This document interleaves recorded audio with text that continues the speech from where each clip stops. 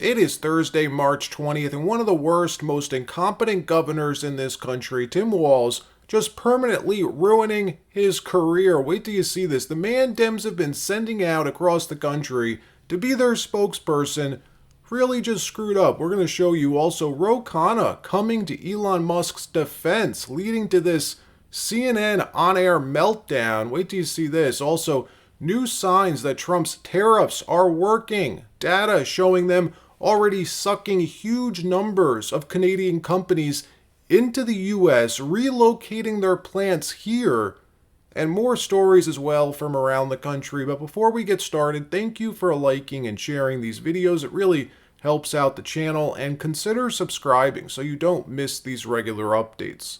So one of the dumbest governors in this country, Minnesota Governor Tim Walz, the man who, by the way, could have been our vice president, Kamala's running mate, held a town hall on Tuesday in Wisconsin and was openly rooting for the destruction of Tesla, the most American-made car company we have. Think about how utterly dumb this is. Governor Walz, in his heightened emotional state, unable to control his contempt for Elon Musk, he's got full-blown EDS, Elon derangement syndrome, holding this town hall yesterday, or on Tuesday, the active governor of Minnesota, and saying this, watch. Saying on my phone, I don't know, some of you know this on the iPhone, they've got that little stock app. I added Tesla to it to give me a little boost during the day. 225 and dropping. So, and if you own one, we're not blaming you. You can take dental floss and pull the Tesla thing off, and take out, just telling you. Well, it turns out his state, the state of Minnesota, holds 1.6 million shares of Tesla stock in its retirement fund and over 200,000 shares of Tesla stock in its non-retirement fund. So if you live in Minnesota, if you're a public employee or your parents are public employees, your governor is attempting to crash your retirement, rooting for your retirement to go up in smoke. Shark Tank's Kevin O'Leary pointing this out on CNN last night, and what happened next is even crazier. Watch this first, then we'll show you this next part. Check this out. When you set a car on fire, you should go to jail. You're a criminal. Any car, I don't think we have to talk about it in any other context. Yeah. And all those cars have cameras in them, and those dealerships have cameras.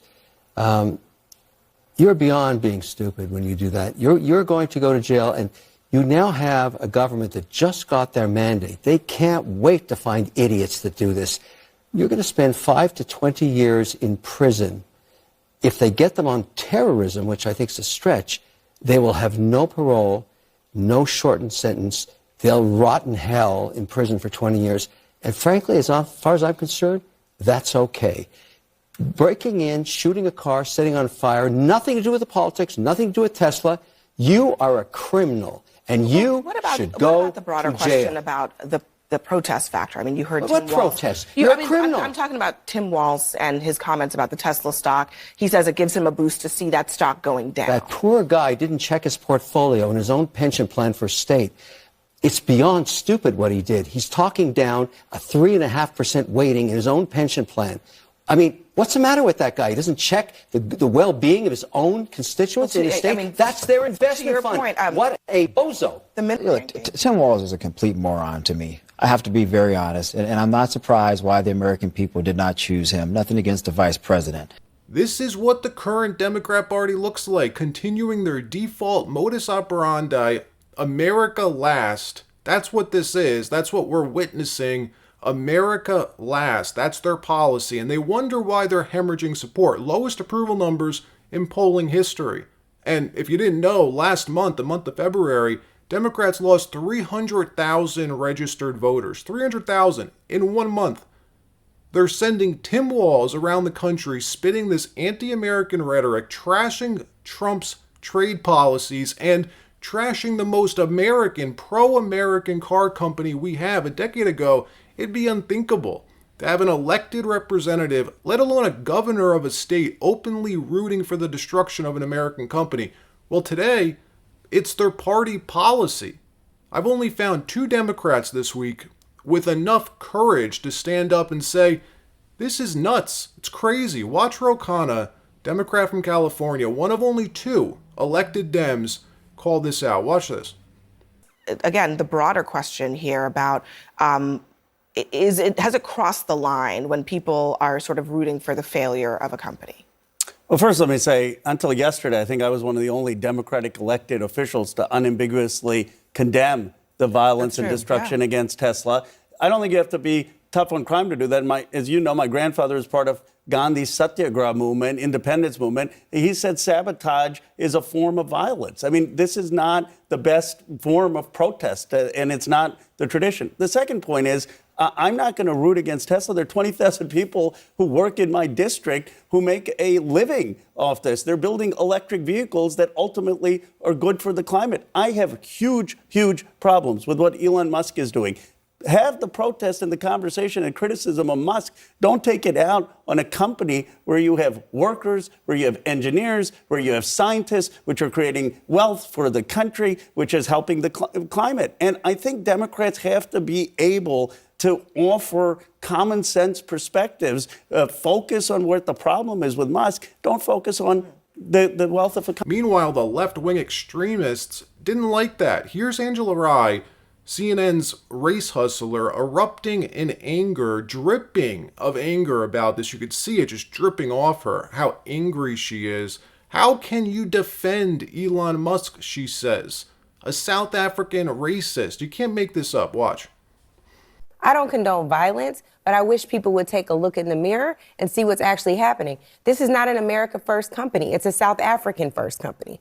That's what Tesla is. But this is the same party that talks about America First and make America great again, but they're giving someone unfettered access who is an immigrant. And if you leave it to this party to talk about, there's no space for immigrants. Okay. No. Some of us are here by force. Some of us are lesser immigrants? No, you're right. That's exactly what y'all think. That's exactly what y'all think. He's a lesser immigrant? No. What I'm saying is... He's tainted because you're from South Africa and he's really brilliant? You know what is so funny about that? Y'all are also the party of the birtherism movement. Wow, he's a tainted immigrant. No. That's what you all would have liked to say about Barack Obama. Where do I fit? I'm Irish Lebanese. Am I like second class or where am I? You tell me, ask your party. Wow. Like, you can contribute to whoever you want, and the hope is that they're going to know that you want certain priorities. He literally tweeted to the members of Congress. The oldest profession on earth. You don't have to touch me. Is not. He literally tweeted to these members, thank you for doing this. I don't want you to touch me. That's my personal space. I won't ever do it again. Thank you. But he literally says, Dems need more Ro Khannas. That's what they need, more moderates, people who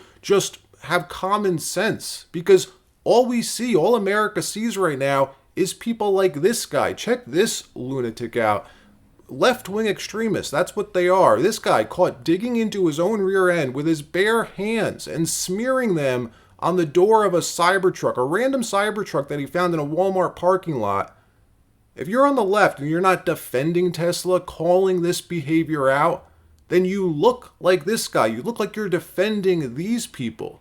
It's crazy. AG Pam Bondi promising to find these people, each and every person involved in this domestic terror plot, and prosecute them, including the funders, the people funding this behind the scenes. Watch. Our lawyers are working on this. We will answer appropriately, but what I will tell you is this judge has no right to ask those questions. You have one unelected federal judge trying to control foreign policies, trying to control the Alien Enemies Act, which they have no business presiding over.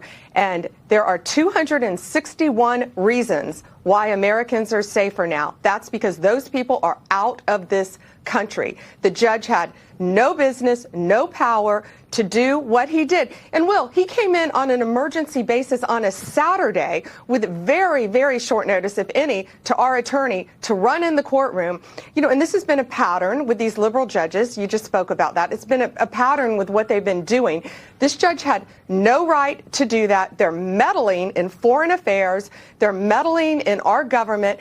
And the question should be, why is a judge trying to protect terrorists who have invaded our country over American citizens? TDA is a terrorist organization. They are organized. They have a government structure within them. They are sending money not only throughout this country to each other, but back to Venezuela. They are a terrorist organization, and we are not going to have that in our country. We are going to deport them, and we're going to continue to deport them. We will honor what the court says, but we will appeal, and we will continue to fight terrorists within our country, Will. Not going to stop, and we're going to get them out of here.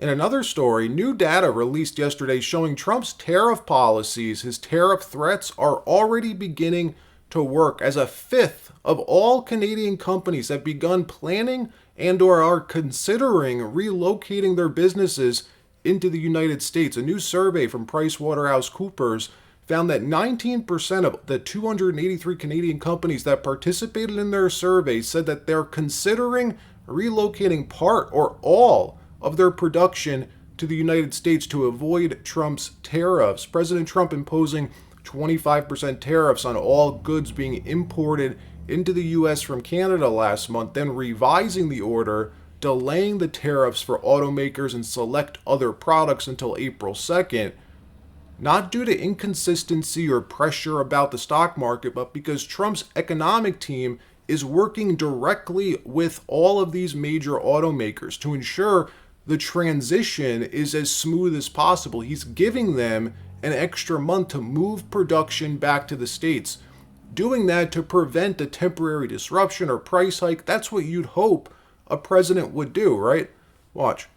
And I wanted to help the American car makers until April 2nd. April 2nd, it becomes all reciprocal. What they charge us, we charge them. It's a big deal, but what they charge us, we charge them.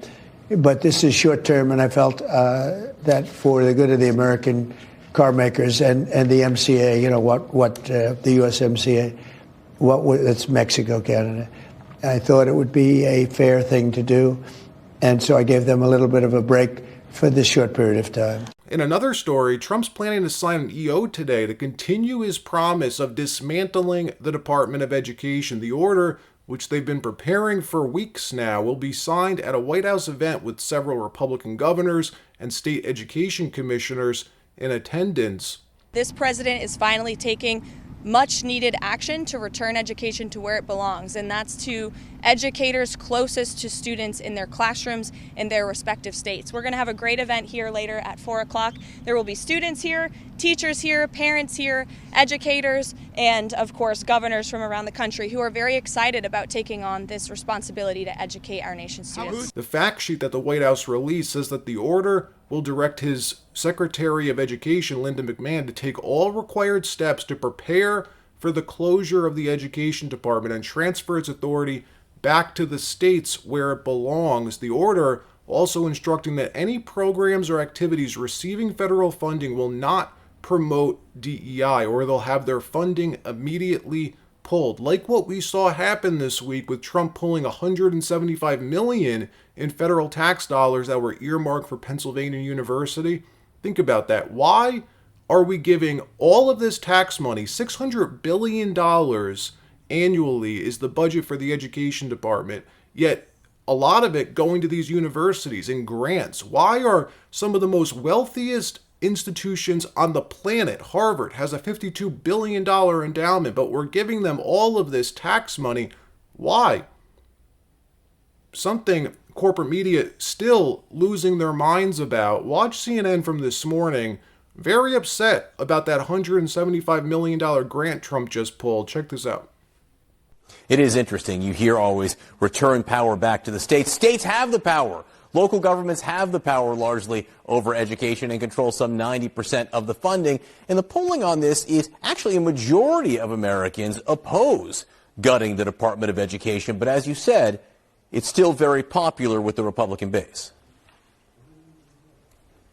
Yeah, it's extremely popular with the Republican base. If you ever attended a Trump rally, he would go on stage and say this, and the crowd would really go wild. This is something that the MAGA base and some of the far-right Republicans have really zeroed in on because of this idea that there is, DEI promoting or racial inequality promoting within the school system, putting one group of people over another, really trying to target that. But already, John, I would say that the administration has already moved to change the culture at schools so much. We know just yesterday that they stripped Pennsylvania University $175 million.